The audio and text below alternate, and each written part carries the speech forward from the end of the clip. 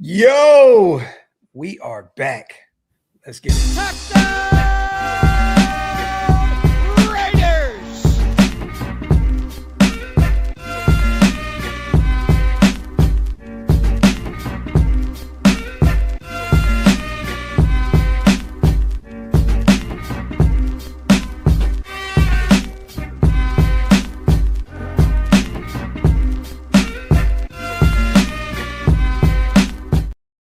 Yo, salute to everybody already here in the building, man. You guys know what time it is. We are back. Welcome to the latest installment of the Graphic and Wasted Show. Or the Waste of the Graphic Show, whichever way you like to slice it. My brother. What's the deal, man? Oh, man, I'm feeling it still from last night. You know, the birthday week, the festivities got started last night. We're dying, man. I'm dying, bro. Dying, man. But we're here.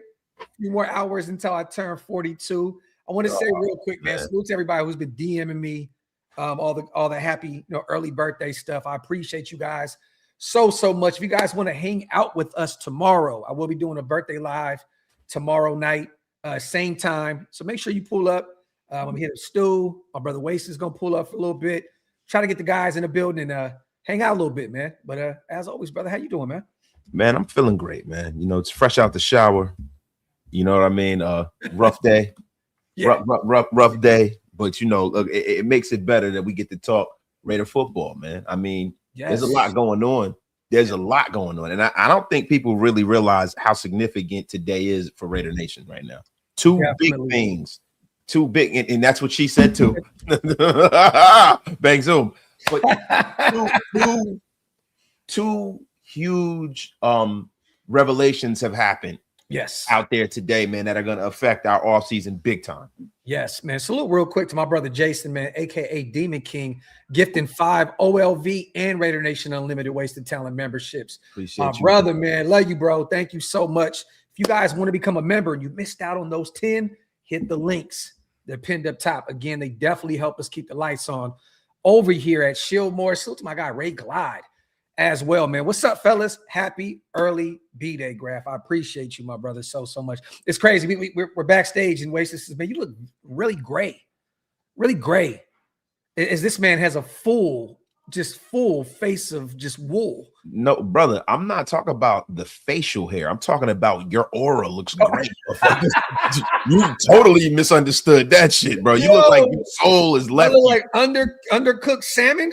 Yo, you look like Undertaker circa 1991. Yo, I ain't talking about your beard, homie. Man, you out of pocket. Salute to 2-4 as well. Happy birthday. I was 42 years old 8 years ago. Old man 2-4 in the building, man. Salute to you. Also, I want to say salute to my guy, Brandon, a.k.a. Jersey King as well.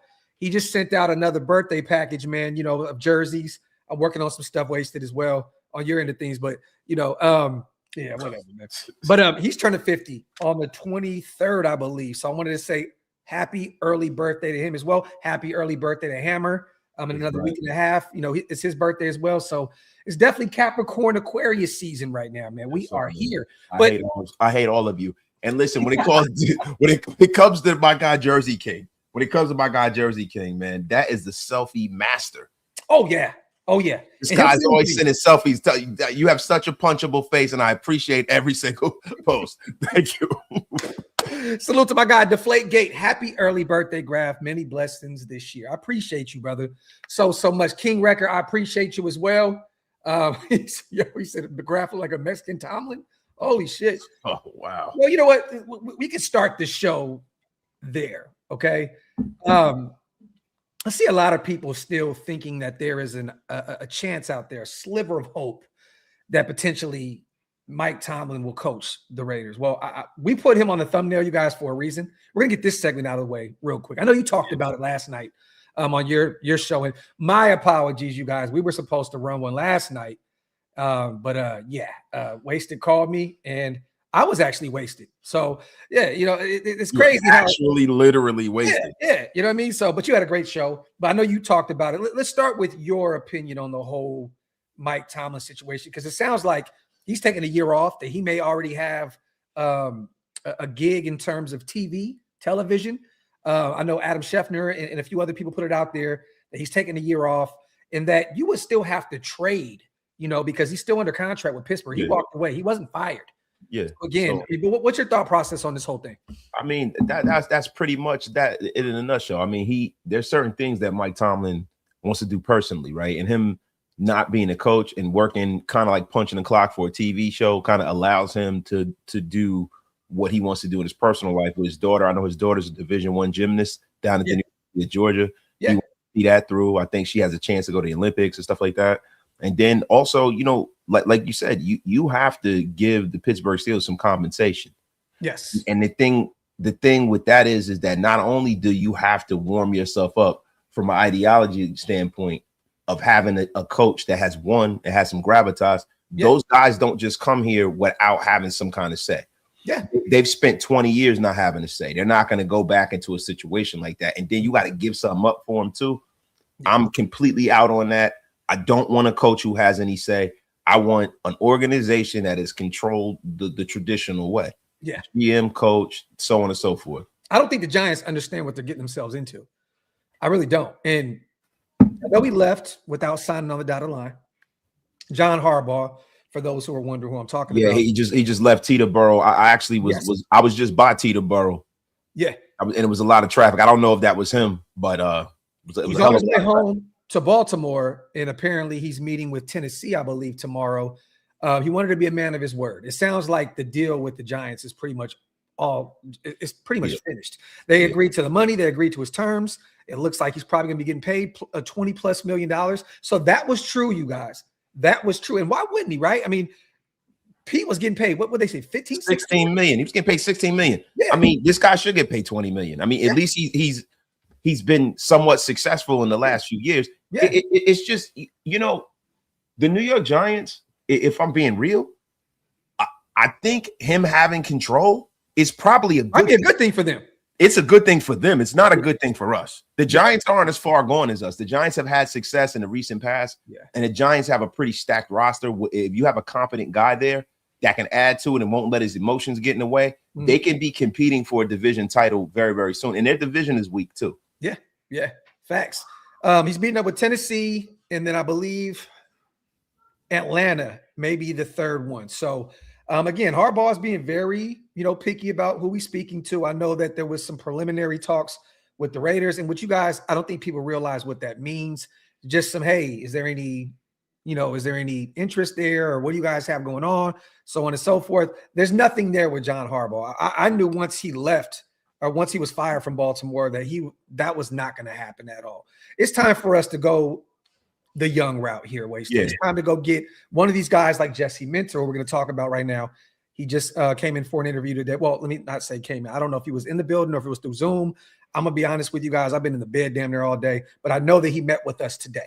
So that's the kind of timeline that I'm talking about. The Chris Shula's of the world, the Mike LaFleur's of the world, these type of guys, when you're going out to get the likes of a Fernando Mendoza at number one, you want to bring in a guy that can grow with said talent, right? Yeah. Like, you don't want a guy that's going to come in and already, again, if you bring in John Harbaugh or Mike Tomlin, you guys, again, we're going to be questioning like, is Spytek, what does he even do at that point? Yeah. What does he do?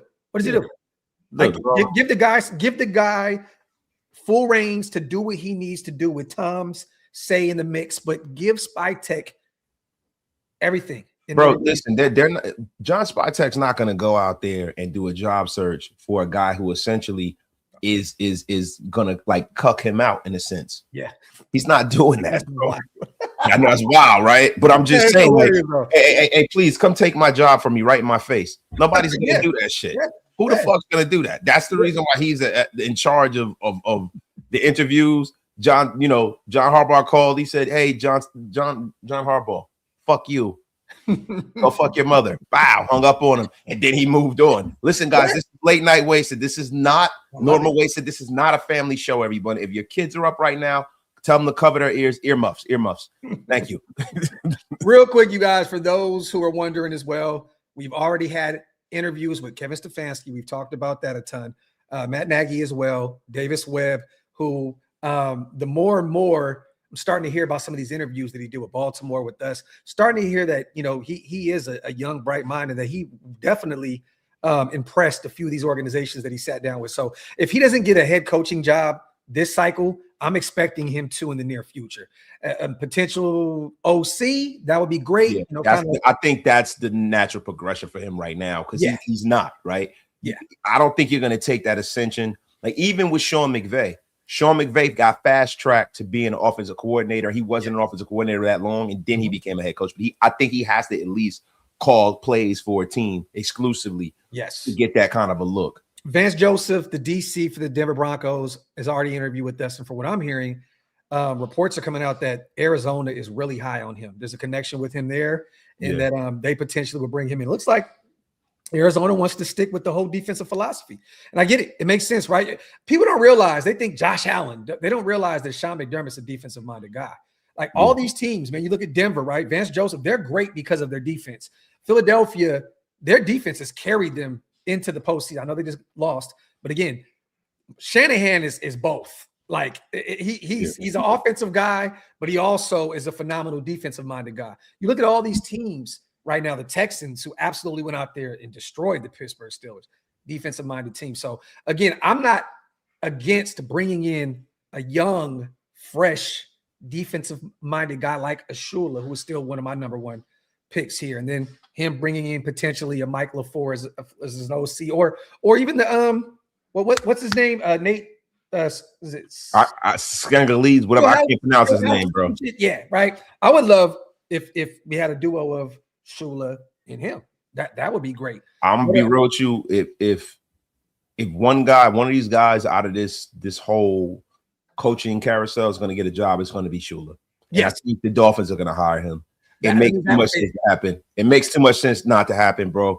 And then when you got an owner like Stephen Ross, who's a provocateur, he has to give his fan base something to get excited about. And he knows that these big name coaches are not taking that job. Chris Shula is going to be the coach down in the mind with the money. Offered him $15 million for that organization. He turned it down. Said he wanted $15 billion.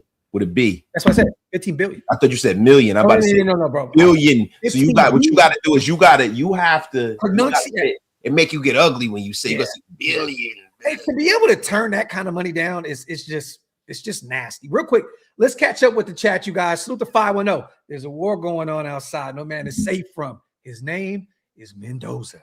Salute to my guy 510 on a $5 smackaroonie. Salute to Chef. Happy birthday, Graphk. Raider Nation for life. Appreciate you, my brother, so much. Salute to Indiana. Graphk, it's been 42 years since our Raiders won the Super Bowl. Every birthday, we have to remind ourselves, happy birthday. Salute to my brother, Indiana, out there. And again, I was, I think, 5 days old when we won our last championship. Nasty work. I've told the story before that my dad wasn't even at the hospital. He was at a Raider party and shit. He's fresh out the motherfucking pack.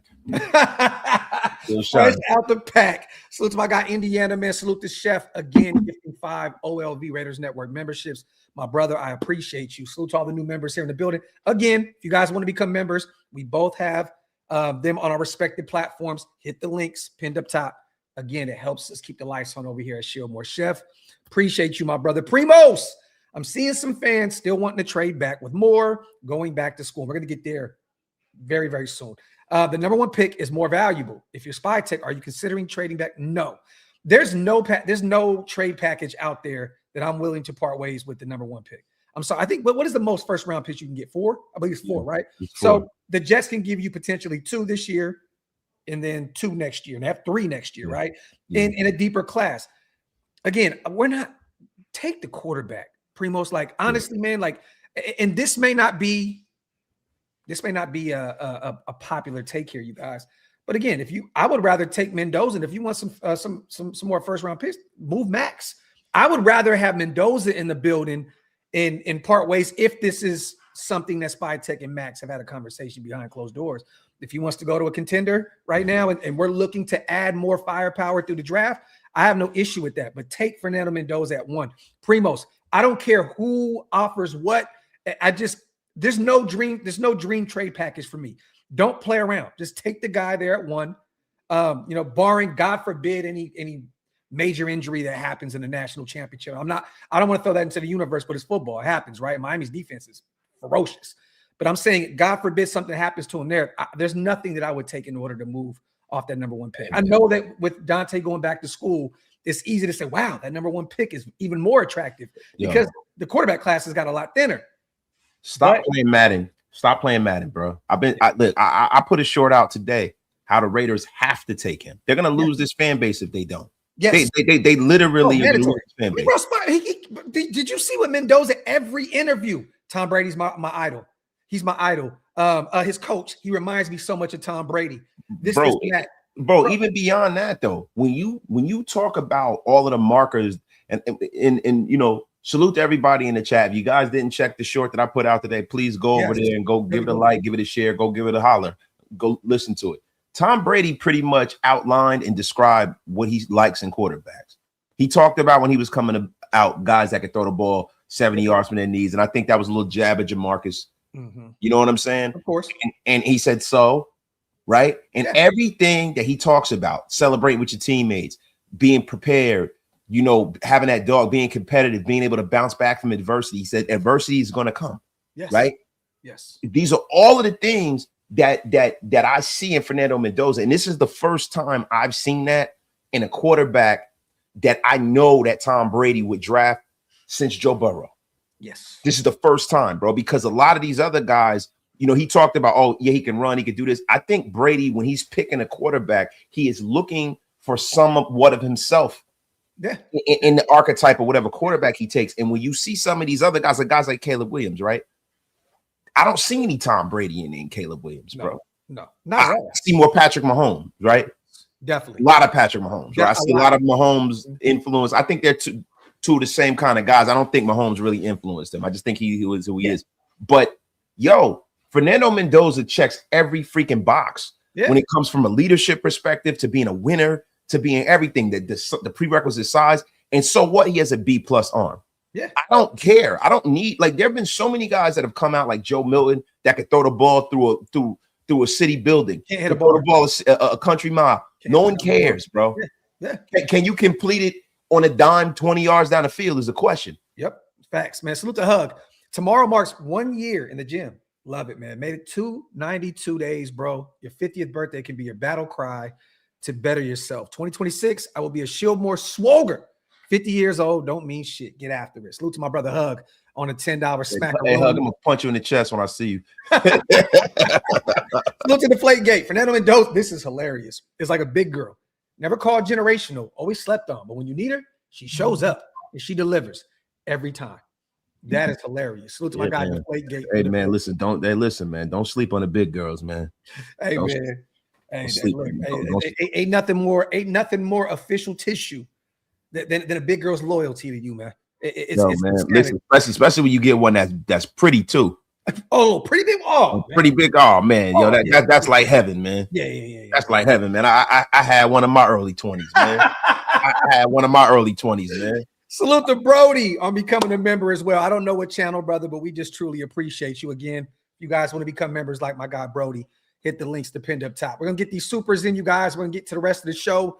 Rose, if we trade back, what would you want in return? I'm not trading back. Nothing, Rose. I'm look, you know, I got love for you, brother. I'm just keeping this simple and sweet right here. Nothing. Don't move back. Get your quarterback. Stop playing around. Simple and plain. Sweet Jazz gifting 5 Raider Nation Unlimited Wasted Talent memberships. Salute to all the new members on Get Off My Lawn gang. Again, if you guys want to become members and you missed out on those 5, hit that link over on Wasted channel. Again, man, the army is growing every single day over there. You know, Raider Nation Unlimited and all that good stuff. All right, I think we're almost caught up. Insights is wasted. I see you all dripped out. Still bumping ABBA over here for April. Raider, you know what's so funny? Insight. So I forgot. My wife told me, she said, babe, that song is from the 70s show. And I said, what? I was like, I know I heard this before. And I went back. I just uploaded a video on Instagram and Twitter, but I forgot that there was a part with Donna and what's his name? What's the? It's Kelso. No, not Kelso. What's the main dude? Foreman. There you go. But I'm gonna send you the video. It was absolutely hilarious. But you know what's funny? That whole Fernando thing started right here in Shieldmore. Rudy the Vet Russo got that going. a long time ago, and everyone just seems to forget that it started right here on the Graphk Oasis show, right in the chat, and Raider Nation has run with it. There you have it.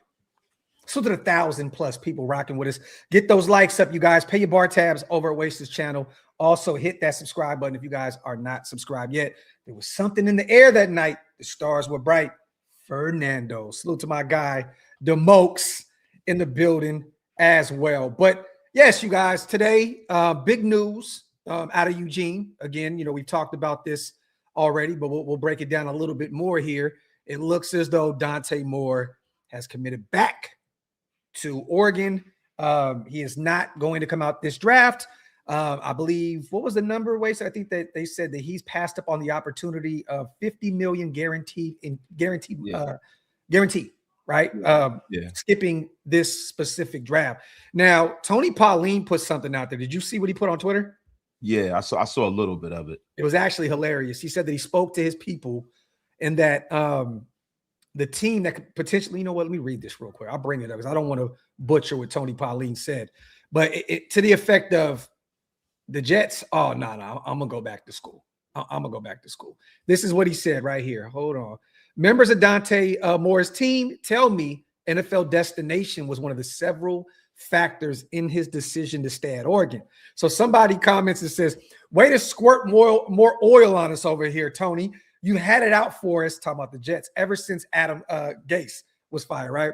Tony Pauline said, dude, I'm a Jets season ticket holder. I haven't missed attending a home game since November 1981, but the facts are the facts.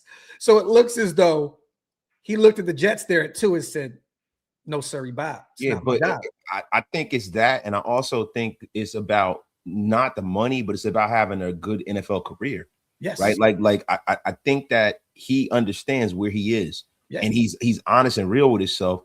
And the fact that you have the people over at Oregon that are able to give him something close to what he would make it if he's in the NFL. I mean, he's really getting he's got enough money playing at Oregon that a regular person can live off of for most of the rest of their life, bro. Yeah. So this is a guy, he's probably going to get $6 million, $7 million, because I know Carson Beck got $6 million. Right. He's going to get more than that. So when I'm just putting the floor on it, right?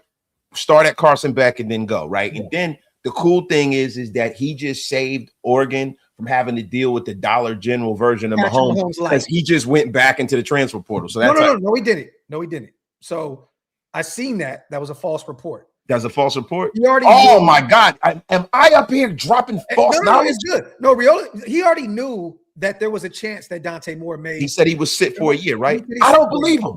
Yeah. So I mean, hey, and look, again, we know football, right? Injuries occur, things happen. But again, I think it'd be smart for him. He's coming off a nasty injury out there in Nebraska as well. So why not go sit for a year behind Dante Moore and then take over in 2027? It makes sense. But he's coming off of a whole nasty disposition, man. That boy, listen, man, he is taking dick riding to a whole nother. He's a Hall of Fame pointer surfer, bro. This guy I'm actually shocked he didn't go to Texas Tech. What he said, I thought it's crazy, bro. This joke is. He is just like, hair, number, mannerism. I mean, it's ridiculous, bro. I mean, he is like the meat surfer. that joke is something like they call Max B the silver surfer. He's the meat surfer, bro. That boy is on the salami like this. Man, it's nasty, crazy, bro. Get your own personality, dog.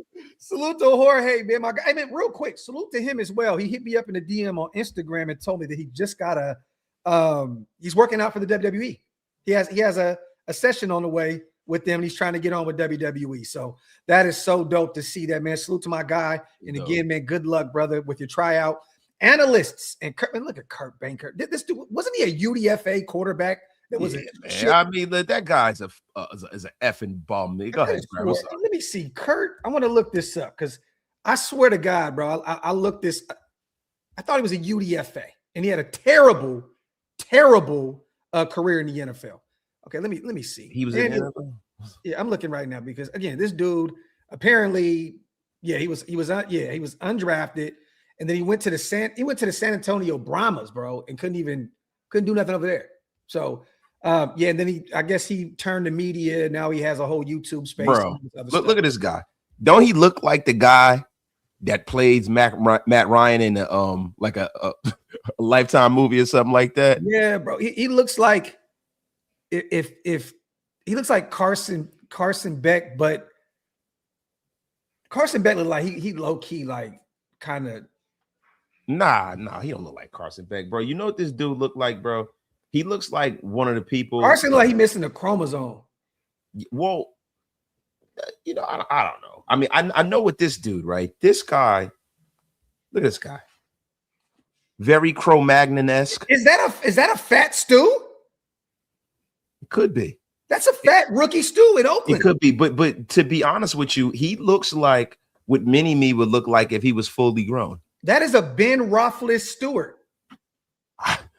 Yeah, bro. Ben Roethlisberger. Bro, he looks like a fucking CPR dummy. Yeah. Like a garbage pail kid. Yo, doesn't he? Windy Windstack. Yeah, that's crazy. Look, bro. Yes, this is what happens when you're the number one, when you're drafting at number one. I mean, what do people think here? Any team that is drafting at one that's not getting that pick through a trade previously is a terrible fucking football team. So, I mean, they're not landing on Plymouth Rock with this take. Like, we suck this year. We need a whole new defense. You know, outside of Max, we can improve everywhere on the defensive side of the ball. And then, you know, offensively, we got a bunch of young guys that, you know, we're hoping can be superstars, i.e. Ashton Genty, and Brock is well on his way to that already. So again, and then if we draft Fernando Mendoza, but man, look, I don't want to hear this shit, man. I can't. This dude has, if you look at some of his takes, I'm talking about Kurt Benkert, like it's disgusting. Like this dude is, again, he is a product of hot take. The hot take. Yeah, man. And see, you get a lot of these guys that don't know the Raiders roster. They don't really watch football. They just want to put something out there to go viral because apparently he's not making any money off of playing football. So listen, this is a guy that is a fringe NFL player. He's an effing bum, you know, and I'm sad to say that he's from New Jersey. You know what's funny, man? Let's not even talk about Kurt. Is he from New Jersey? I think he's from New Jersey. He may be. He might be from New Jersey. So while you look that up, right?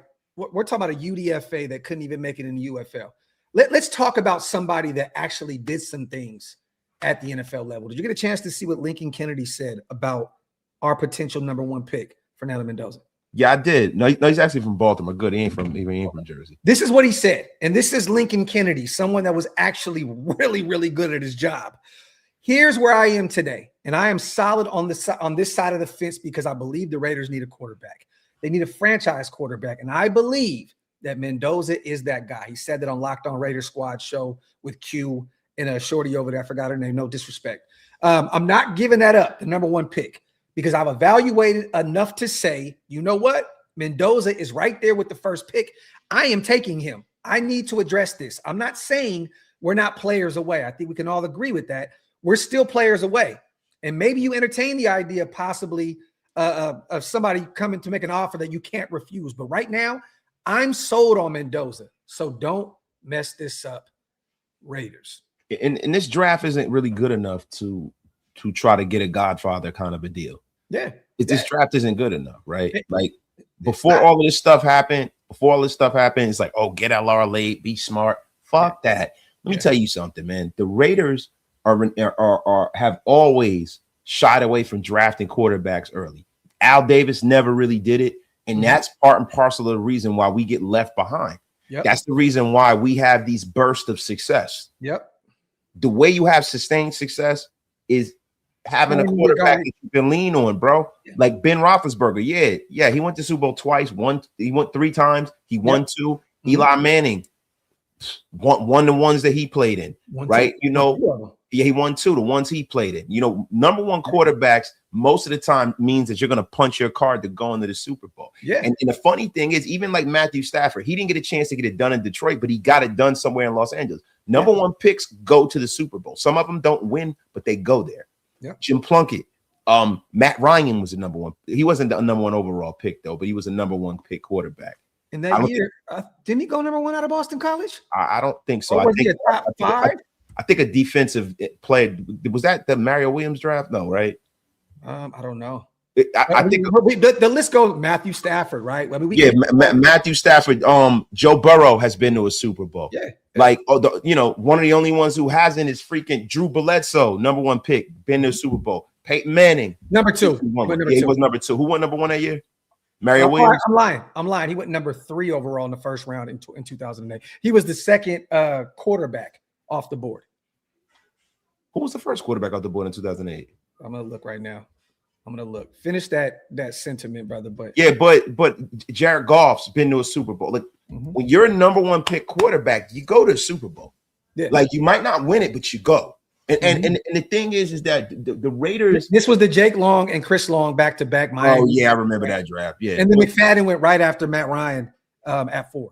But the thing is this for me, being scared to fail is you've already failed. Yeah. This is the NFL, bro. And when I start thinking about, and I said this in my short earlier, not to do shameless plugs and promotion, but I want to reiterate this. When you start talking about from 2022 to now, right? I have Fernando Mendoza somewhere around like 4 or 5. Okay. Right. So if you're like, okay, if to your estimation, right, not to have recency bias, right? If you think Drake May is the best prospect to come out since then, right? Or you think Caleb Williams is, if you want to, Jaden Daniels or Jaden Daniels, those 3 guys, right? Yeah. So it's those 3 guys, CJ Stroud, and then Mendoza, right? And then the thing with Mendoza is, as he gets into the league with his makeup, bro, this is a guy that could probably be better than all of them. Yeah, he definitely could be better. From what I've seen from CJ Stroud lately, he could definitely be better than that guy. But he's better than Bryce Young and all of these guys. And he plays a brand of football where he's not going to get himself hurt. Again, there was a few times where I'm like, slide. You know what I'm saying? But I think he'll learn that at the next level. When you're playing against the big boys, you're gonna learn slide. Oh, you know what I'm saying? But again, this baptized a little bit. Yeah, this kid's gonna be good for a long time. And I want to finish this real quick because again, he went on to praise him even more. I'm speaking about Lincoln Kennedy. He said the energy that he played with, the maturity that he showed, he is such a different guy that I covered when he was at Cal. He has grown significantly. And I think he is a pro. I think he is definitely the first pick in the NFL draft. To me, he's the chosen one.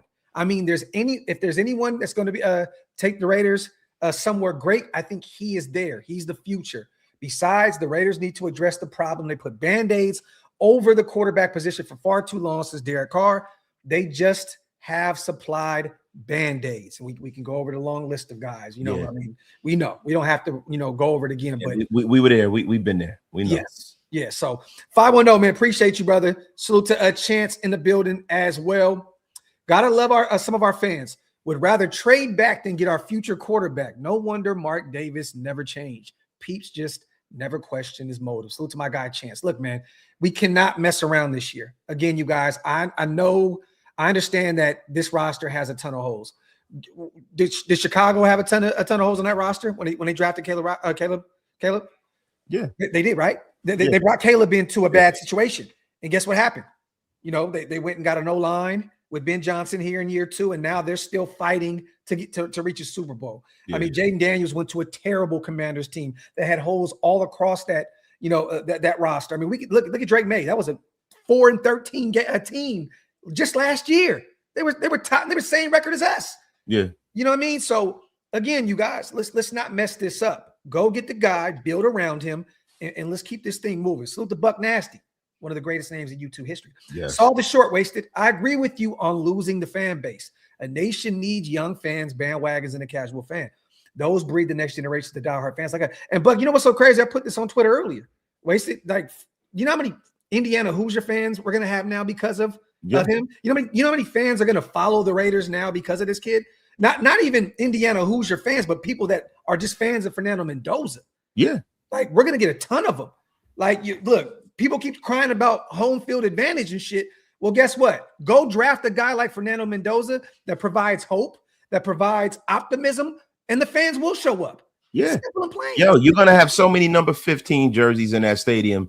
It's going to be crazy. Like the thing, you got to give people something to believe in. Something to believe in isn't, oh, we got Max and we went out there and put Band-Aids all over the team and Brock. No, what you got to do is you got to take advantage of the fact that you have 3 young talents that are all on the same trajectory. Yes. That's what you got to take advantage of. You got to take advantage of the fact that you have your version of the triplets. Yeah.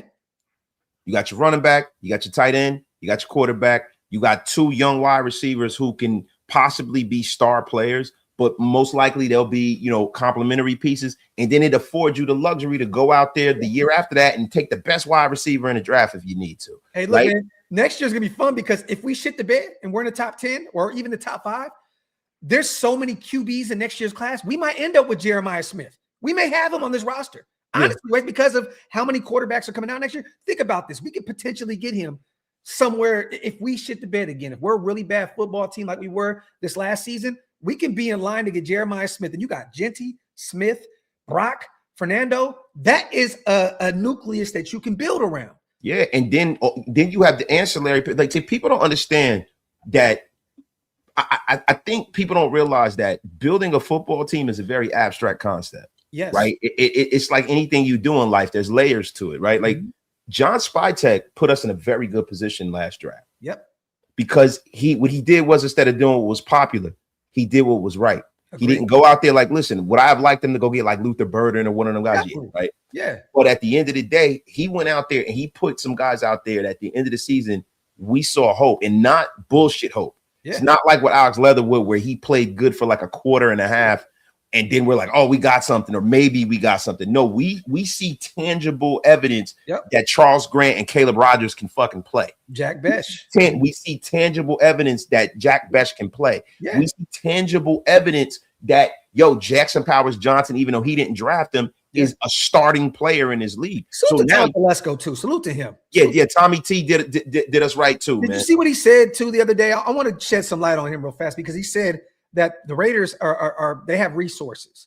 That's what he said. He said, man, I don't think people realize the resources that the Raiders had. He was giving us a ton of love and a ton of credit. And coming from a guy that was fired after 1 year, that speaks volumes of who this guy is and his character. So salute to Tom Telesco. But real quick, salute to Ryan. Aside from JPJ and Colton, do you think any other offensive linemen on our current roster will be starters for us next season? Yes. I really like when we drafted Caleb Rogers and wish he got more playing time. Of course. I think, Ryan, that Charles Grant will be our starting right tackle. I do. And I think that DJ Glaze will probably get kicked in the guard. And then if Jackson's back at center, great. If not, he has one of the other guard spots. And then we'll see what we have with Caleb Rogers. But I think that Charles Grant, I like Caleb too. I know Caleb's your guy. But Grant, to me, man, looking at some of that tape that he put out there. He's elite. Yes, I think Charles Grant's elite, bro. He's elite. And it's the thing. Look, whether Caleb starts or not, right? We got a situation where, you even got guys in free agency. You got Smith that's going to be available.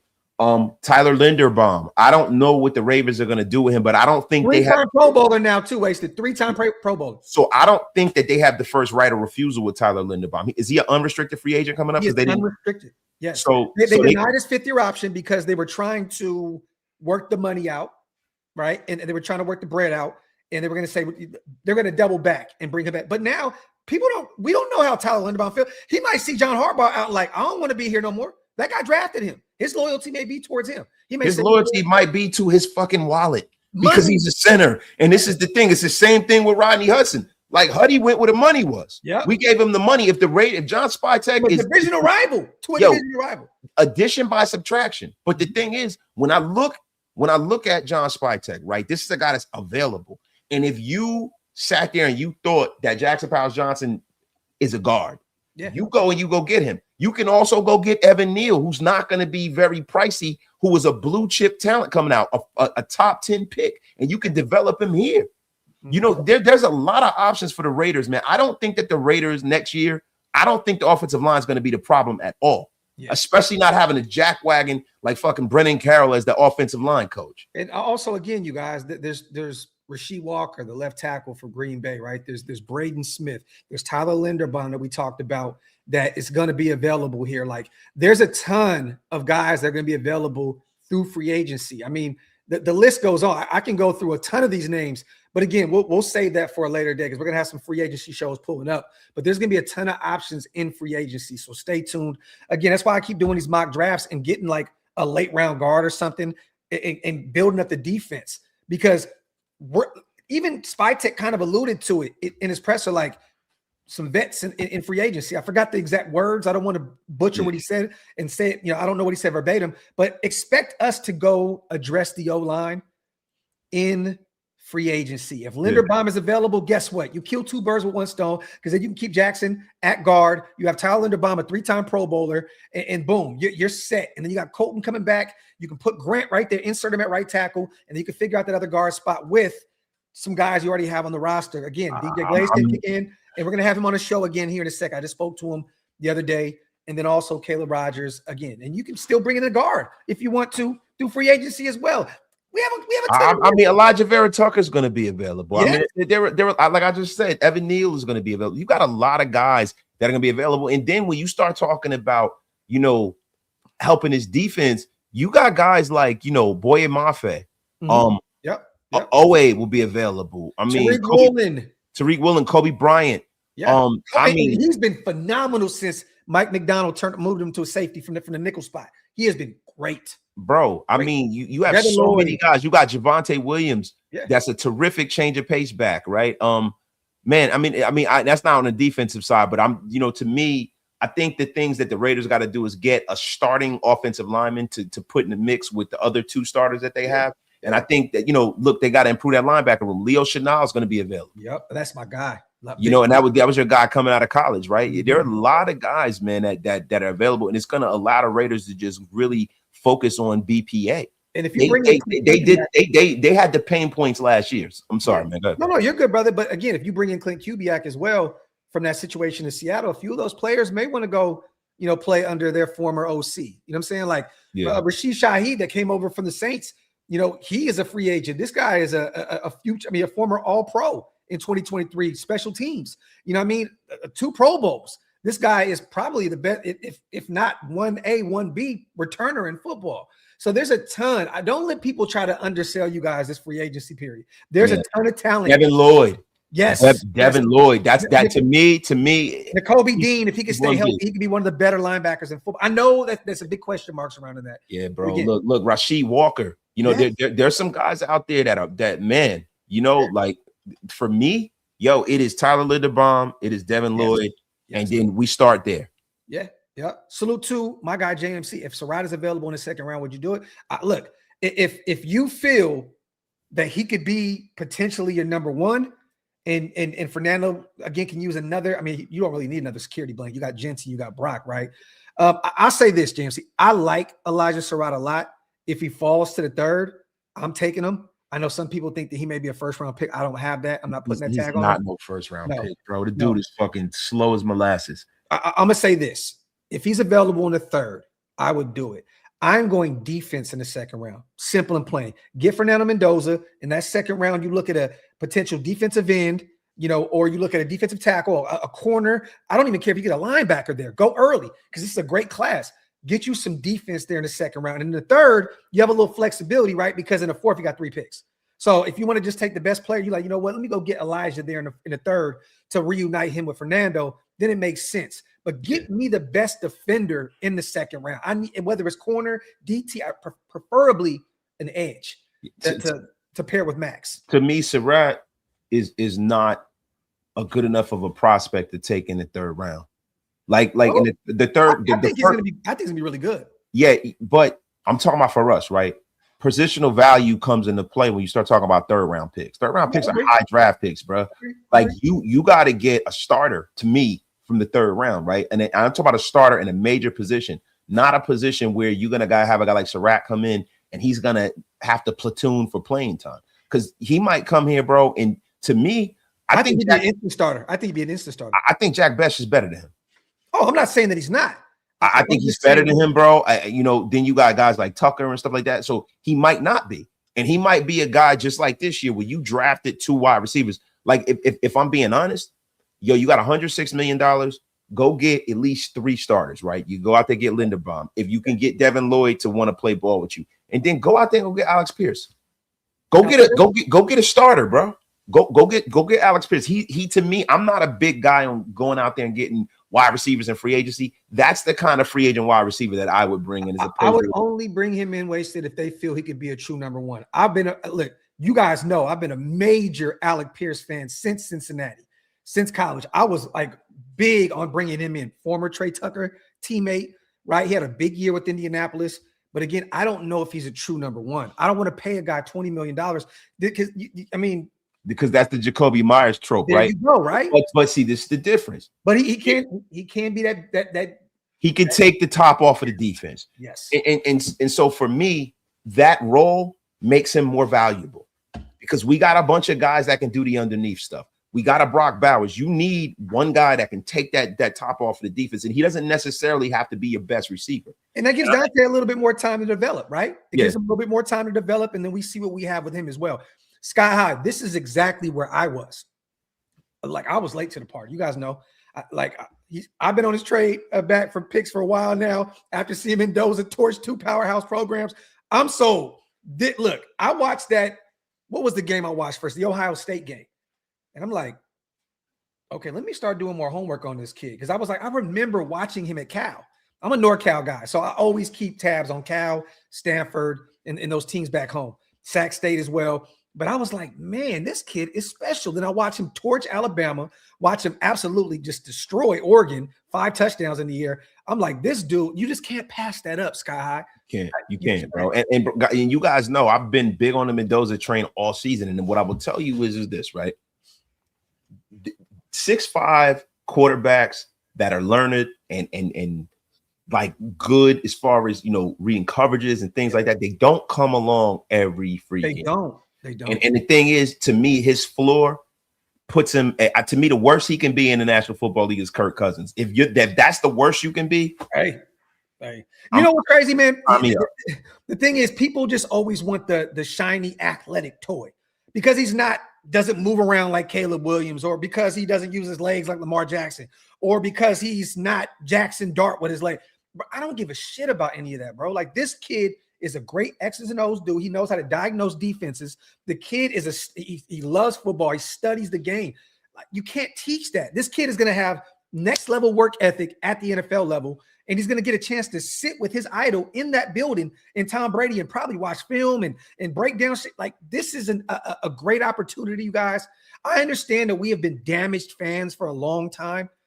Again, you can't mess this up. And I think that a lot of people are not going to be sold on it until we make the move. Because, right, we're Raider fans. We're used to this shit. We're going to get all hyped up about them, and they do some dumb shit and get somebody else. But again, I don't think that Tom Brady and company, like you said with your short, right? There's no way. I think they understand the importance of this. I know that I think they realize the significance coming off of Geno Smith's miserable year at the quarterback position. Yeah. And they see the fan base finally ecstatic, like, get this guy.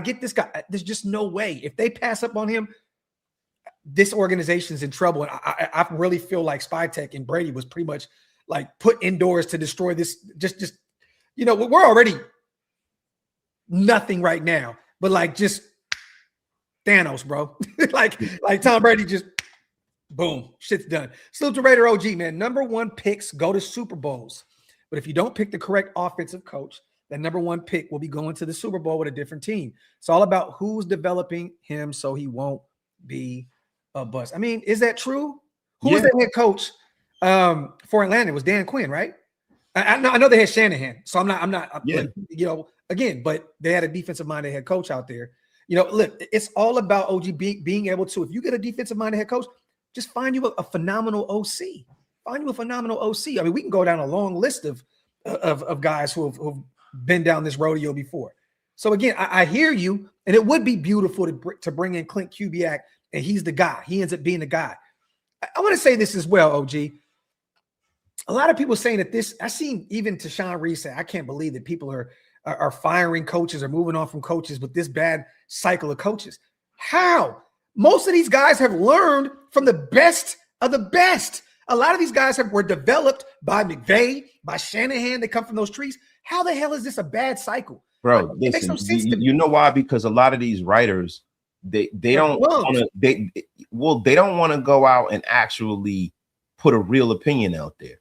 They put safe opinions out there so they can go back and look, I understand when you deal in a world where everything and all your opinions are in print in black and white, it can make you look really, really bad if you're wrong. Yeah. But the thing is, if you know the game and you understand how this shit works, these guys that are out there now, I think this is one of the best coaching cycles there is. All of these big name head coaches, when they're in their second act, they normally don't do well.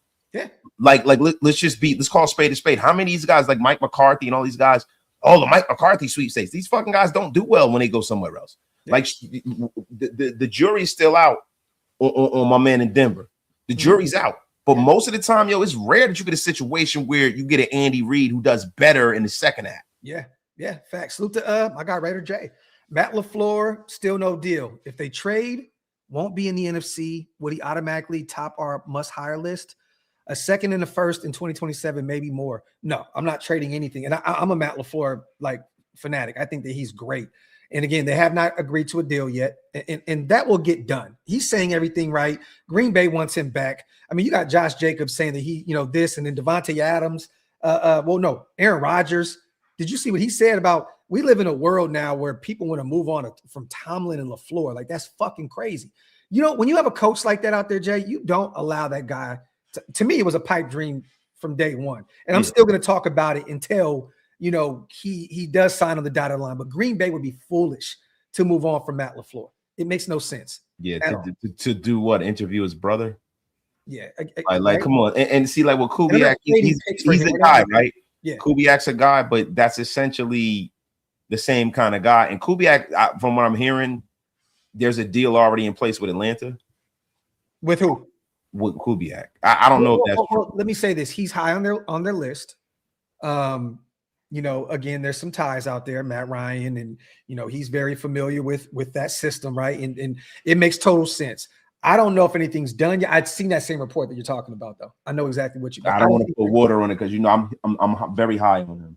Yeah, but again, we interviewed him, right? We're doing our due diligence. So again, we're not going to know anything until they're pretty much done in the playoffs or they make a run to the Super Bowl. It is what it is. But I wouldn't be shocked. Atlanta's a good situation. You know what I mean? Like, the only problem is that is Michael Penix the guy. He would be great in that system. In Clint Kubiak system, he'd be great. He would be great.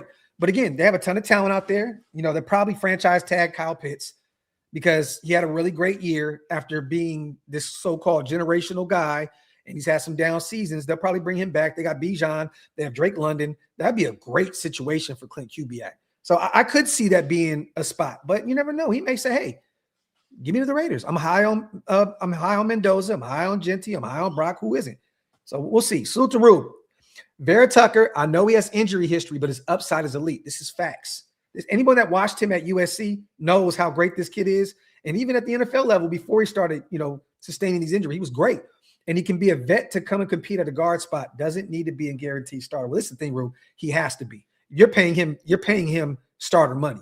Now, I think Vera Tucker is so good that he's still going to get top guard money in this market, even with the injury, because he could be that good. I don't think he takes like a 1 year, 2 year type deal. I think that he gets a big deal. What do you think? It depends on what his medicals look like. It's not like they're just going to make this decision in a vacuum. This is a guy who hasn't been able to stay healthy ever. That was the knock on him coming out of USC. Yeah, one healthy season up to this point, right? I believe that's it, man. So, like, if you're going to, put premium money in a guy that you're dependent on, like, you're not bringing Elijah Vera Tucker in to hope and pray that he can suit up every week. Yeah. So I think, listen, your ability is your availability. I think it is going to hurt him in the pocket. I don't think he's going to get as much as everyone else. Okay, we'll see. But either way, I think that he's that good. But again, durability has been a problem, and we know that availability is the best ability. Salute to my brother Rube. But again, you are right. His upside is definitely elite. I used to look at his tape at USC like this dude can be the next big thing at the guard position. Like he can be that guy. And then getting into the NFL, man, and just not being able to stay healthy, it just sucks. Salute to Raider Prophet. Tom Flores won number 15 and won us a Super Bowl. Talk that talk, Prophet. Talk. As a coach, not as a quarterback. Yeah, yes. But again, AFL stuff back. He won us a Super Bowl. Salute to Pride and Purpose, my guy. We still have Bo Jackson's nephew on the squad. Give him more burn. Wait and pick in a wide receiver early. This is the thing, man. I like Shedrick Jackson. He has not proven anything up to this point. I know he had his first touchdown this which is great. We love seeing it, right? But again, we just, as Raider fans, we can't get so connected to the name, you guys. Yeah, it's like, come the fuck on, bro. Yeah, I want to win, bro. I don't care. Yeah. Like, we can't just go off of his uncle's reputation. Like we can't. If he's that good and he makes this roster and he shows up next year, hey man, then great. Then great, but like I'm not making any plans for the future because Bo Jackson's nephew's cousin's next door neighbor's mailman's accountant is here. Nobody cares about that shit. Salute to my dog S. Pride. Appreciate you, brother. He got 2 back-to-back haymakers here. There's a reason why Miami is killing it. Watch their right guard, and there's Cooper, 345, and DJ Campbell, right guard. Both late-round aggressive, nasty, incognito type killers. Marion Brown takes the top off the defense, runs a 4.2. Then he goes on to say, and the best DT is Cameron Ball. It's all in the film. Speed and size is crazy. Could play into. Y'all need to see his film. I'm not saying it for no reason. You know what, S. Do me a favor, brother. Send me a bunch of stuff on him on Instagram and Twitter. I want to get a chance to. I already know, the Miami kids. I wanted this specific kid right here. The kid from Ohio State. Cameron Ball. Send me some film. I want to see what you're talking about. I want to see what I'm missing out on. So it's my brother S. with the $30 smackaroonie. Hey, you guys, get those likes up, man. Pay your bar tabs. Wipe them feet. We got almost 1,400 people strong in the building. As always, we appreciate you guys. Look, man. There's a kid from Ohio State that I like too. McDonald? Yeah, Cameron Ball. That's the kid from he's from like Alabama or Arkansas or something like that. He's from one of those SEC schools in Burgundy, right? Where's he from? He's from Alabama or Texas. Arkansas. Okay, Arkansas. Yeah, that kid is a monster. He's a monster, but 6'5", 326. You know the cool thing about him though, man? He's a guy you can get in the 3rd round. That's the kind of pick I'm talking about. I don't think he's gonna go in the 1st round though. No, hell no. I mean, bro, you look at the stats, they're not, again, what he doesn't show up on, a lot of it doesn't show up in the stat sheet. Yeah, man, but that's getting a young Jonathan Hankins, Okay. Look, man, I'm going to do my homework on the kid. Again, I'm not going to act like I've been majorly watching these Arkansas products. I love that running back out there. I'm taking him in every mock draft, man. That kid is special. 6'2". He can be that thunder and lightning with Ashton Jensen. Yeah, man. I would love that. Salute to Hug. You know who Mendoza reminds me of? Gale Playwise? I don't know what the hell Hug's trying to say. Joe Montana, smart middle road arm with drop in the bucket accuracy, and both run like baby giraffes. Bro, you got to chill with comparing him to the greatest quarterback of all time. You got to stop, bro.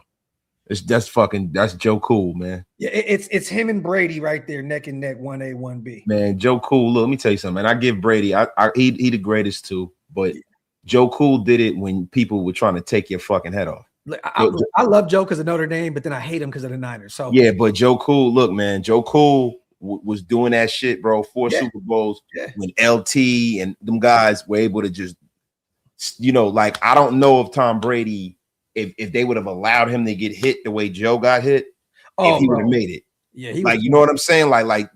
Give Joe his credit. And I hate Joe Montana, but Joe Montana was the fucking man, bro. Reggie and Lawrence Taylor and all those guys. God, Pat Swilling and all these men, Charles Mann, Dexter Manley.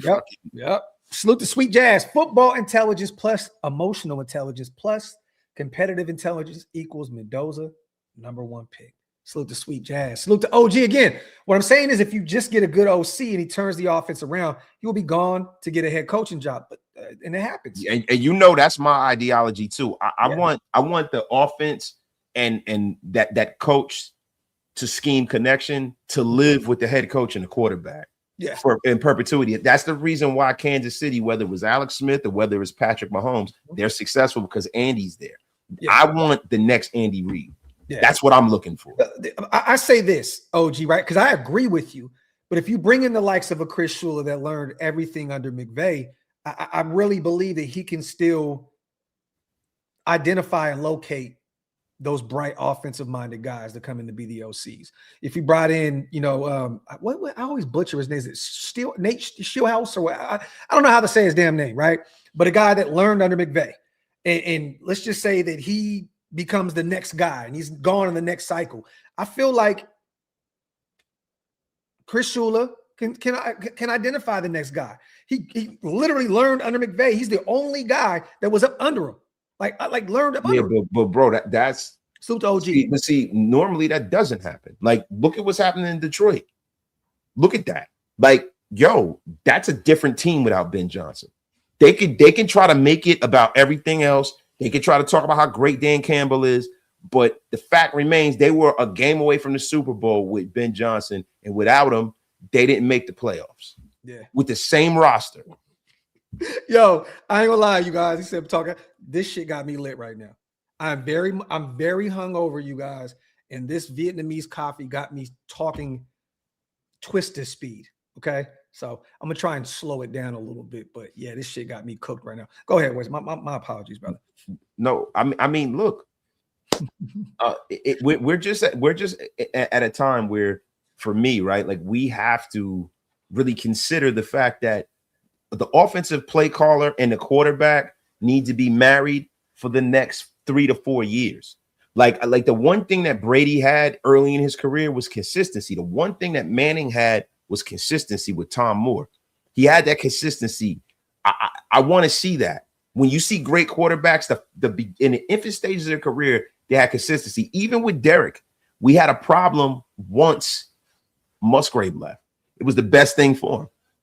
And he ran him out of town, and you could see his play fell after Musgrave was no longer here. So for me, having a head coach being the number one voice in the building, especially if he has some success, kind of guarantees me that the quarterback and the coach will be here together, and they'll have that level of consistency, and this offense can continue to grow.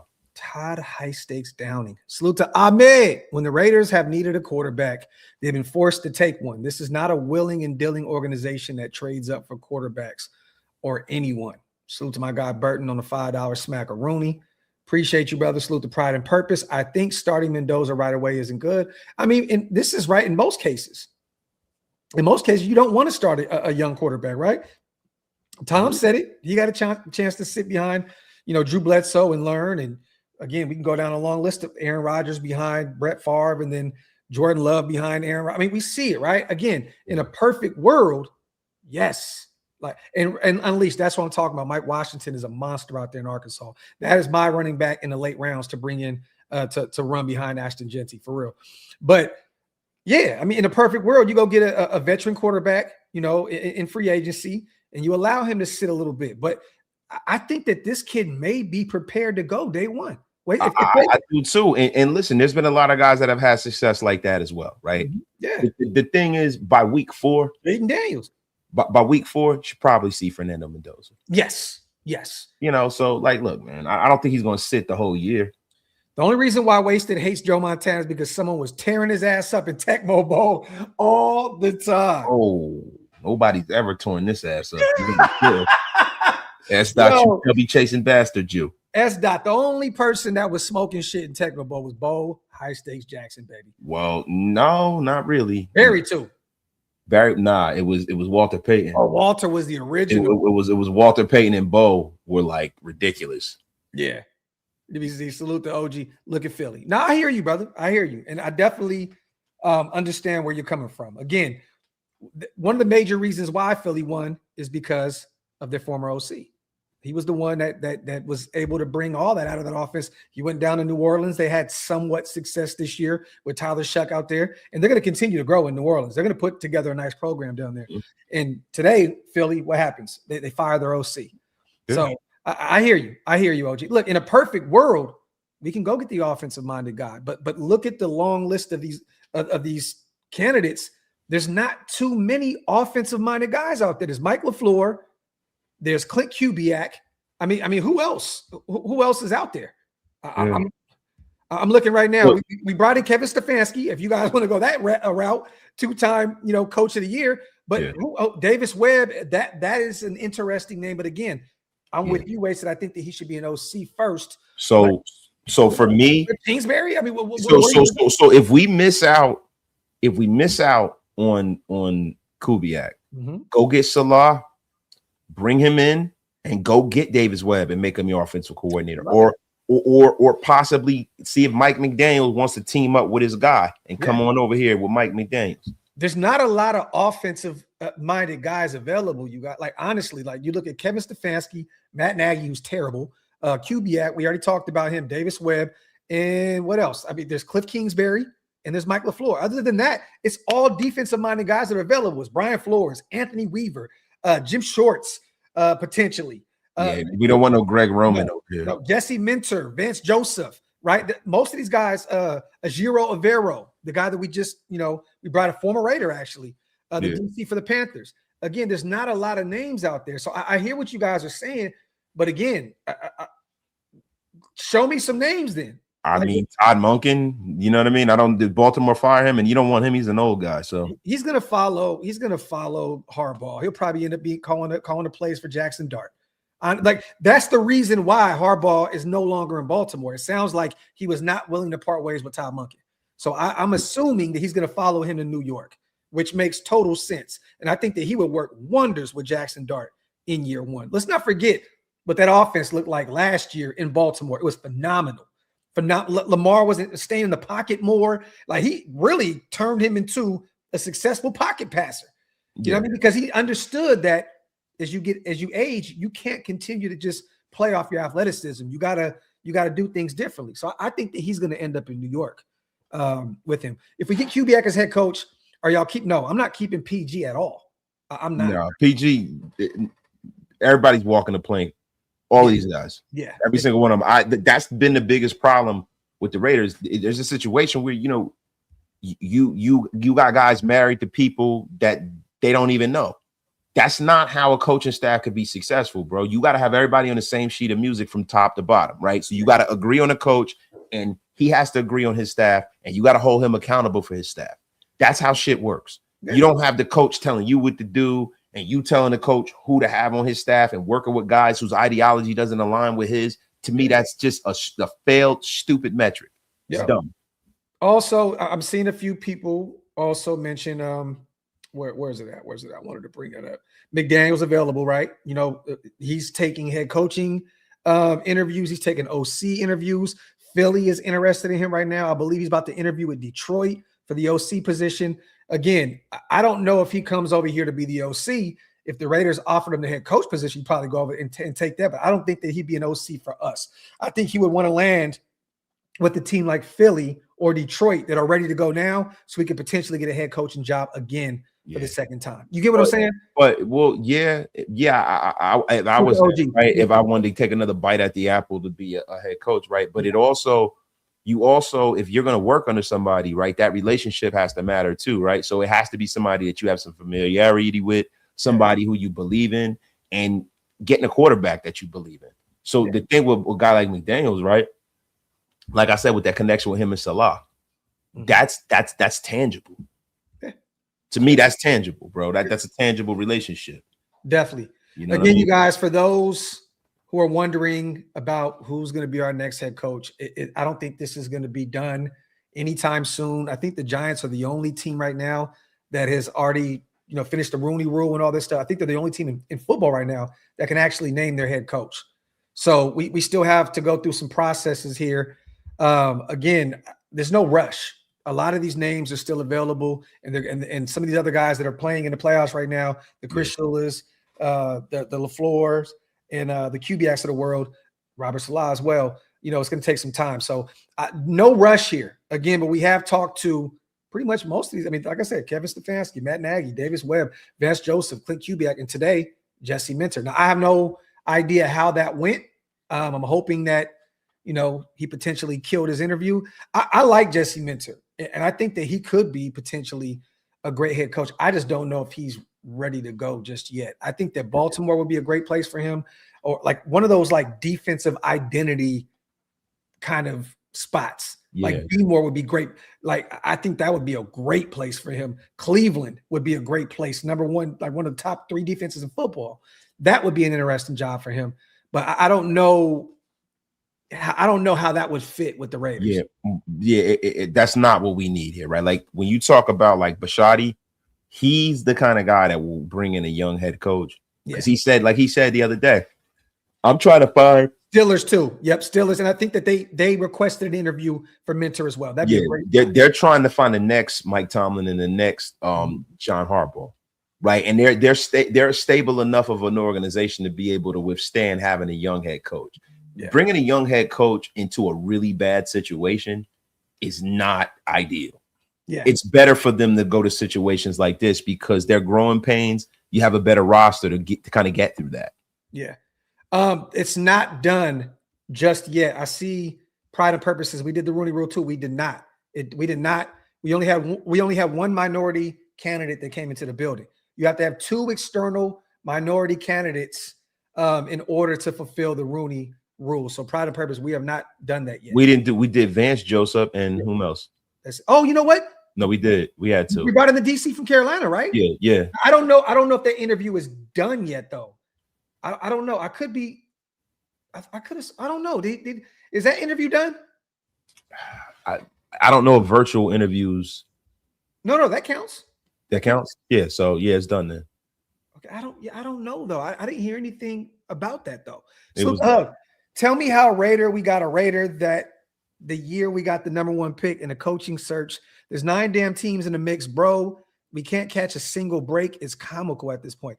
Hug, that was a lot of word salad. I'm gonna take it as disrespect. Get your shit together, Hug. Okay. Tell me how we got a Raider that Hug. I think the protein is getting to your mental, brother. Salute to the goat. Okay, so it's done. So it's supposed to be done today. Yeah. Okay. All right. So okay. Well, then I guess we are one of the teams that can actually go and hire our next head coach. But again, you want to go through the process. I see people on Twitter and Instagram tweaking. Why are we not getting a coach here? Do you want to continue? Why would you want to be the first team to go out there and make a hire? Go through the process. See who's available, pick their brains, see what fits, what doesn't. You guys, if we have the #1 pick, we have Fernando Mendoza coming into town. You have to nail this head coaching. This is not bringing in Pete Carroll to coach Geno Smith. This is not bringing in AP to coach Gardner Minshew or Aiden O'Connell. This is the #1 pick. This is what we've all prayed for. Yeah, you got to be patient. I don't understand why people are tweaking, saying this, and that. Stop with the bullshit. We have to nail this hire. This is it. This is the most important hire in Raiders history, at least in Las Vegas Raiders history. Well, yes. Well, at least in my lifetime, I've never seen this team win anything. So again, we can go through the John Maddens and all that. I get it, the past. But again, we have to nail this. Rube, we've had 2 defensive-minded coaches in a row. Facts, AP and Pete Carroll. We need to hit on a young offensive-minded coach that will help Mendoza development the most. LaFleur, McDaniels, Kubiak, Webb, Stinovich, how do you say it? Shieldhouse? Bro, Shilassi? I don't know. Nate Shieldhouse. You can call him NS. All right. Shieldhouse. No, but again, he could be an intriguing OC. I wouldn't bring him in as a head coach just yet. How long has he been with McVay? Has it been 4 seasons? Yeah. So bro, he's not on my radar. He's not on my radar at all. For me, the first thing you got to be is really good at prep. Second thing you got to do, you got to be great with situational football. For 2 years, actually. Just last year, offensive assistant, passing game specialist, pass game coordinator this year. So only 2 years. My bad, brother. I didn't mean to cut you. But it's all good. But at the end of the day, you got to be a leader of men, right? Yeah. And look, I see people when they start talking about, who to bring in. The first things first, you got a lot of these guys where they look great on paper, but they don't have the personality skills to do this shit. Yeah. You know what? I had no problem with what Devontae said. I actually like that he said that he still talks to his guys. He talks to Max, talks to Trey Tucker, said he talks to DJ Turner. What's the issue with that? To be honest, that was the first time hearing Devontae talk where I wasn't irritated with him. I was like, man, that's cool. He's still giving his former teammates love and giving them credit. You know what I mean? And I love it. And then he said that he's also spoken to the Rams players about, trust me, you guys, I forced the trade here and I forced the trade there, and it didn't work. That the grass isn't always greener. There's telling Rams guys, you have it really good here. I have no issue with what Devontae said. And you guys know me and Wasted have been on the team. Fuck Devontae Adams, right? But I thought that what he said was great. I mean, man, look, I know some things happen behind the scenes, and Wasted is definitely privy to it as well. To hear that he talks to Max and these guys, that's great. That's great. I have nothing wrong with that. Oh, hey, 2-4. I'll find your super, brother. My apologies. I did not see it. I really think we're waiting for the Seahawks coach. OG, we'll see. Again, we already brought him in for an interview. So, and that was, what was it, last Friday, I believe? Mm-hmm. It was last Friday. Salute to 2-4. Graphk and wasted the Graphk, however you want to slice it. This late night live stream has fire content. Whoever the Raiders get as head coach, let them cook. Hey, man, I couldn't have said it better myself, 2-4. There you go, my brother. Salute, man. We're almost to an hour and a half, late night show here, you guys. Wanted to just talk a little bit about what the hell is going on out there in these Raider streets. I know I've been gone for a few days, just hanging with the family. Wasted has been working like a maniac.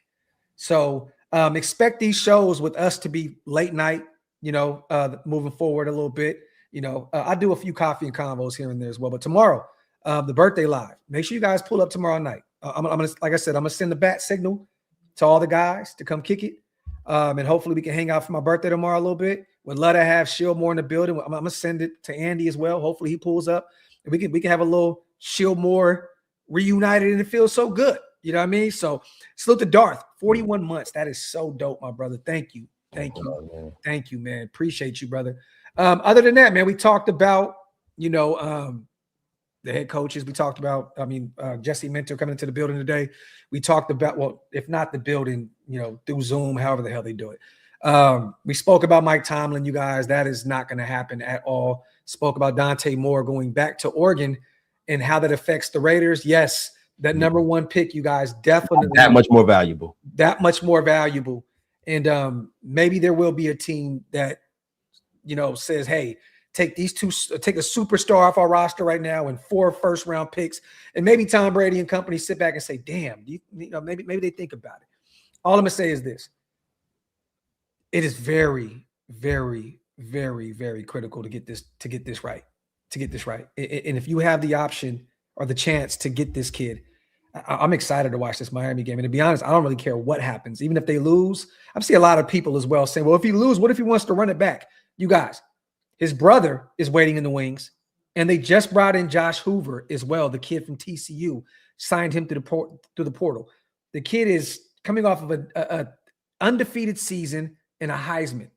There is no way in hell this kid goes back to school. Yeah, it doesn't get any better than this. It don't get no. It's for him. It doesn't get any better. National championship in Miami, his hometown.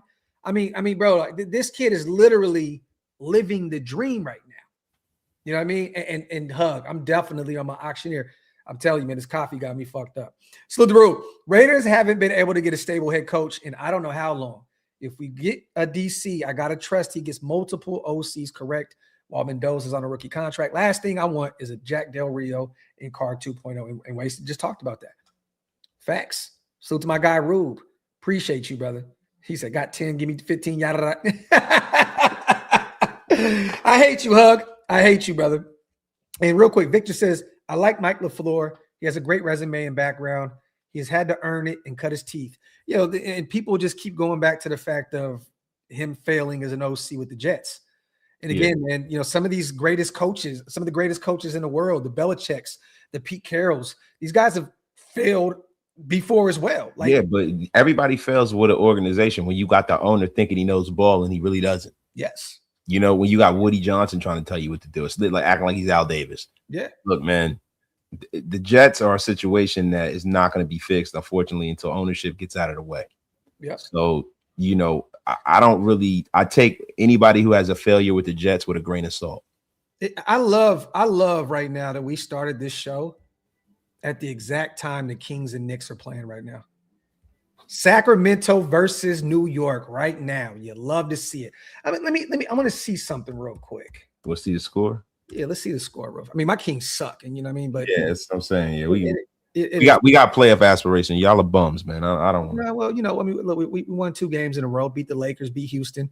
Looks like we may beat you guys here again. And I'm just going to look at the score real fast. Let me see what's going on out there in Sacramento. Right now, 56-42 at the half. Kings up by 14. Yeah, y'all not gonna win this game.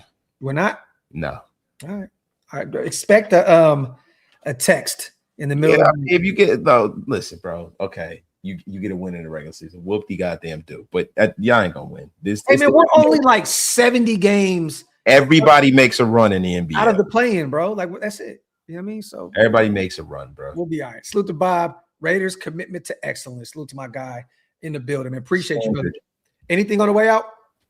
Nope, man. Listen, bro. Just look, we're gonna be rocking and rolling all week. No matter what happens, we're gonna be here, y'all. Make sure you pull up. Yeah. And you guys, if you can, once again, pull up tomorrow night, birthday live. Gonna hang out a little bit. I know Waste has got a lot going on. Check out his recent short on the channel. Go to Raider Nation Unlimited. Check him out. Hit that subscribe button. We're trying to get bro to 20,000 subscribers. We can't do that without you guys. Ridge, this is the last one right here. Salute to our guy. If you trade the number one for like 4 ones, do we reach on Trinidad Chambliss?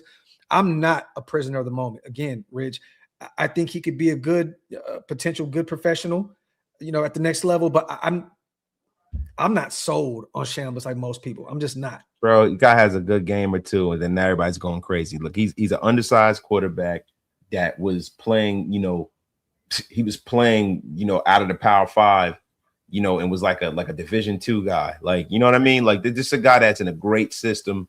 Lane Kiffin, very quarterback-friendly system. He's a very good college quarterback. I just hate that Ty Simpson was phenomenal at the beginning of the year and then tailed off. Chambliss was and then became better as the year went. Like, what happened to Ty Simpson? Like, honestly, I think that he could still be a good professional quarterback at the next level. No, he can be. They all can be, bro. It's so many different moves. Even with Chambliss, he could be a good one if he goes to the right situation. But when you start talking about a guy that has question marks right just on the surface, right, from a size perspective, from a details perspective, from running a pro style offense to just an athletic profile perspective, and then you're gonna reach on them and draft them even higher. That's what makes people become bust. Like with Tyree Wilson. Like, Tyree Wilson was a guy who had some clear issues, and we took him 7th. We reached for the guy, and now here we are. And we're paying for it. We're still paying for it. Yeah. But again, if he goes to the right situation, like most quarterbacks, he may be able to, be a serviceable quarterback at the next level. I'm keeping an eye on Pittsburgh in round 1. Aaron Rodgers potentially gone. Keeping an eye on the Jets with their second first-round pick. Maybe they take a flyer on Ty Simpson. Who's to say? But yeah, let's get the hell out of here. Salute to my brother Ridge, and salute to everybody again here in the building. Get those likes up on the way out. Hit that subscribe button. Wipe them feet. Pay your bar tabs and all that good stuff. As always, we appreciate you guys so much for pulling up to the late night show, Graphk and Wasted and Graphk show. We are outro, y'all. 1. Touchdown!